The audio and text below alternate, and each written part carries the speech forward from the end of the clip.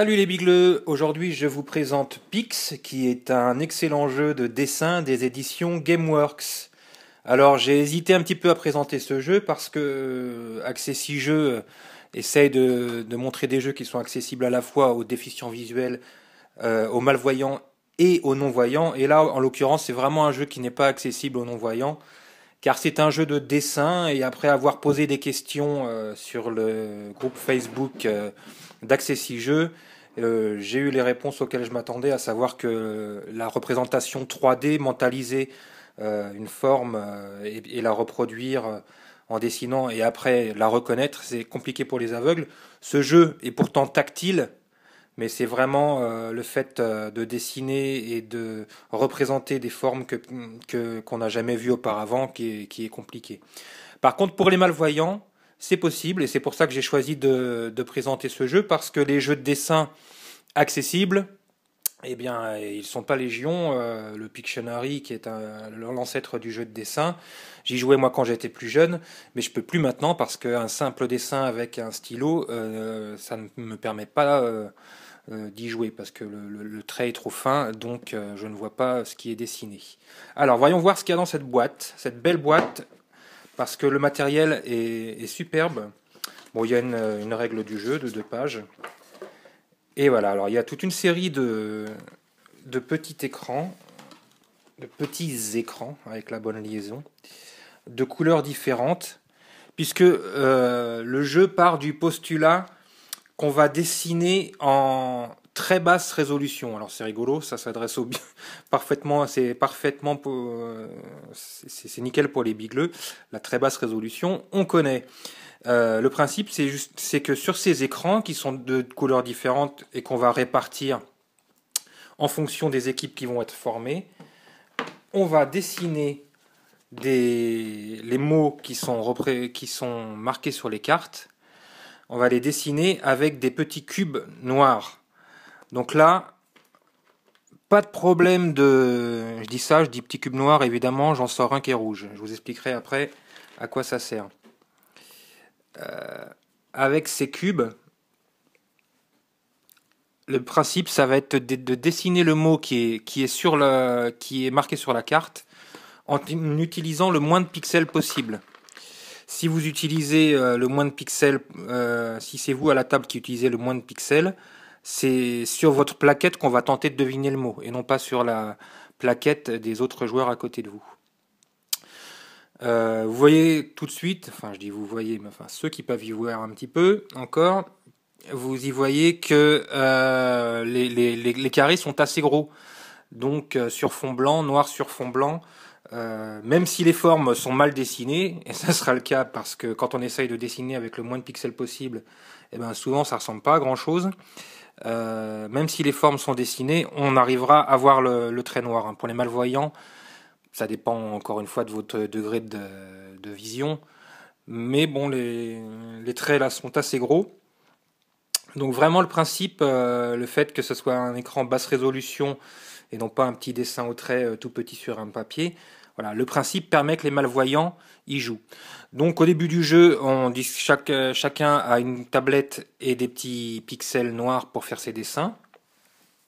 Les joueurs sont répartis en différentes équipes en fonction du nombre de joueurs qu'on est. Il y aura un nombre d'équipes différentes.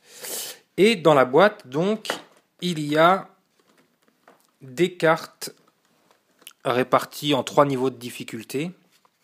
Et c'est là que va apparaître l'un principal et même l'unique problème d'accessibilité pour les malvoyants, puisqu'il va falloir lire le mot contenu sur la carte. L'avantage de ce jeu-là, c'est que comme on est en équipe, la personne qui est avec vous en équipe, si elle n'est pas malvoyante, elle va pouvoir vous lire le mot. Il y a même 2 mots à faire deviner, et il y a un mot indice qui est marqué sur la carte au cas où personne n'ait trouvé le mot que vous essayez de faire deviner. Moi, ça va être pour moi l'occasion de vous présenter l'outil avec lequel je lis quand je joue à un jeu. Ça s'appelle une vidéo loop. Vous voyez, c'est de la taille d'un smartphone. Il en existe qui sont sous la forme d'un appareil qu'on branche à la télévision. On appelle ça généralement plutôt un téléagrandisseur. Là, c'est une vidéo loop. Ça me permet de poser ma carte en dessous de la vidéo loop et de lire le mot. Donc là, j'arrive à lire pi vert. Sans cette vidéo loop, je serais totalement incapable de lire ce qui est marqué sur la carte. La vidéo loop, ça permet pas mal de choses. On peut agrandir à différentes tailles. On peut changer la couleur en fonction de son confort visuel. Donc moi, généralement, je mets comme ça. Je mets en écriture blanche sur fond noir. Donc là, le premier mot à faire deviner, c'est tutu. L'indice en dessous, si personne n'a trouvé, c'est danse. Le deuxième mot, pi vert. Et l'indice, c'est oiseau. Voilà. Donc la vidéo loop, je pense que la plupart des malvoyants connaissent, mais les ludothécaires peut-être pas. Si la ludothèque a des moyens, quand vous avez un malvoyant qui vient jouer à un jeu où il y a des cartes, des questions, des choses à lire, c'est vraiment l'outil idéal, quoi.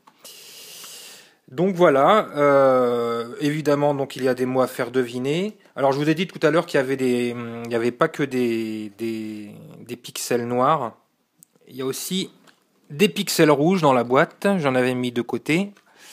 Évidemment, je trouve plus au moment de la démo aussi. En voilà un. Donc il y a des pixels rouges, beaucoup moins nombreux, et il y a une flèche.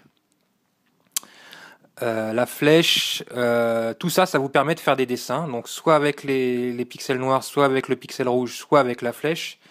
Et en fonction de ce que vous utilisez, si vous utilisez que des pixels noirs, rouge ou flèche, chaque style de pixels a une valeur différente. Si vous arrivez à éviter d'utiliser les rouges, votre dessin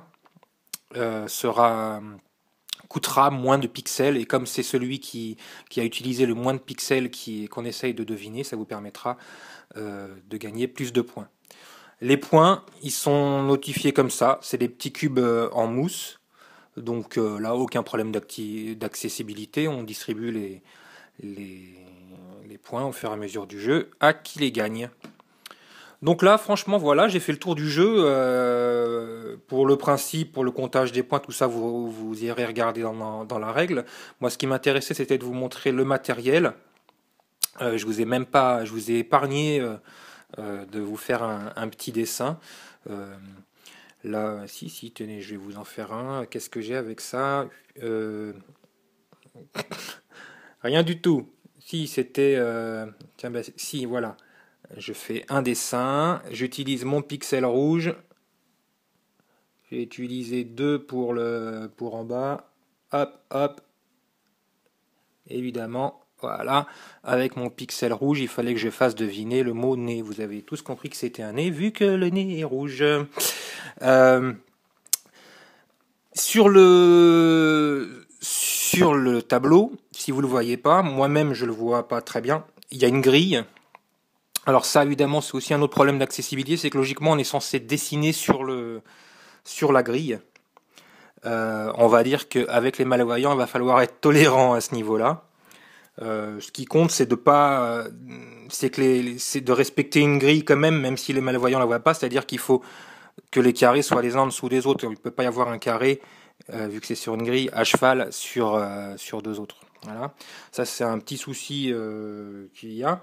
Et puis donc, il y a aussi un dernier petit truc à régler, c'est le sablier. Le sablier est vraiment l'ennemi des malvoyants dans tous les jeux. Mais là, en l'occurrence, c'est vraiment, c'est pas hyper gênant. On a le sablier une première fois, une fois que quelqu'un a terminé son dessin. On met le sablier et on doit terminer son dessin avant la fin du sablier. Donc là, ça oblige à se presser un petit peu, mais encore une fois, vu que les pixels sont gros, il n'y a pas vraiment de discrimination à cause du handicap pour finir son dessin. Et là où il peut y avoir aussi un peu de tolérance à avoir, c'est au moment de deviner le dessin. On met aussi le sablier. Et ça peut être sympa s'il y a un malvoyant à table, s'il n'y a que des malvoyants, tout le monde est à égalité, mais s'il y a un malvoyant et toutes les autres personnes sont valides, on peut laisser 5 secondes la tablette dans les mains du malvoyant pour qu'il la regarde avant de la mettre à disposition de tout le monde. Et là, généralement, c'est brainstorming, il y a toutes les idées qui fusent dans tous les sens. Et là, il n'y a plus vraiment de problème, puisque en plus, généralement, on devine les dessins aussi par association d'idées en fonction de ce que les autres disent. Donc voilà, c'était la présentation de Pix pour Accessi Jeux, un jeu que je ne saurais que vous recommander à tous les malvoyants parce que c'est un jeu qui met de l'ambiance, c'est un jeu de dessin et encore une fois, ça fait plaisir de dessiner avec des gros pixels quand on a perdu l'habitude de dessiner avec un stylo. C'est un jeu aux éditions Gameworks. À bientôt pour une nouvelle vidéo Accessi Jeux.